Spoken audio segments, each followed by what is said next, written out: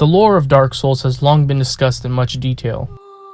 Whether it be through VOD or in-game descriptions, every Souls fan has some knowledge of this land's vast lore. Rather than going over the better-known lore that is often talked about, we will be taking a look at the more obscure lore you can find throughout the game.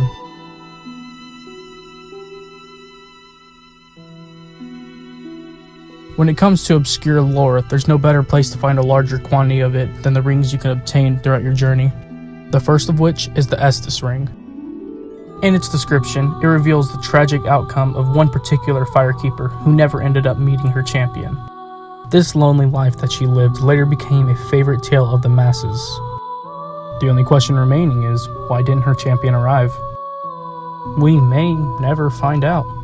It is but a tale now, and the firekeeper the ring was gifted to is long dead.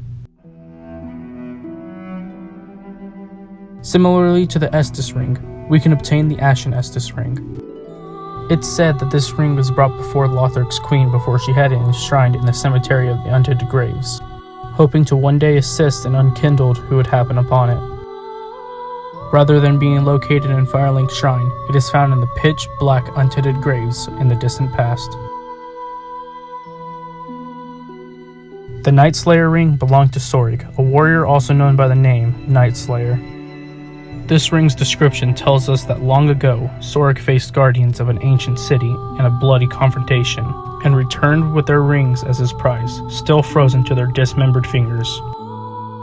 This ring shares the same icon as the Ivory Warrior ring from the Dark Souls 2 DLC, Crown of the Ivory King. The mention of ice and frozen fingers in their descriptions hint at these being one and the same. The Ring of the Evil Eye tells of a horrid spirit that nearly destroyed Astora, but was eventually destroyed by the sword of one most noble. The spirit is described as a dark beast in Dark Souls 1, possibly insinuating that the events of the beast's defeat became more of a tale, changing as the generations go along.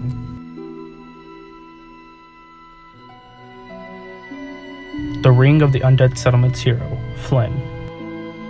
This ring tells us that Flynn fought with the wind at his side and was a hero among the weak and the poor.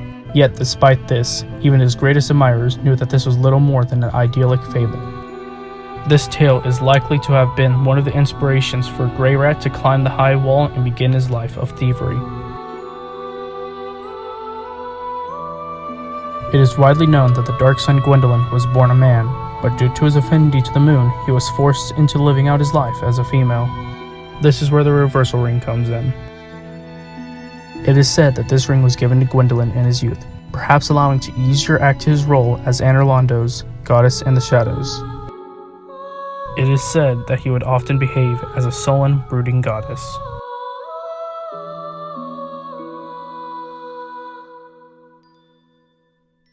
The final ring we will talk about today is the ring you get from Ludleth of Corlin's corpse, the Skull Ring.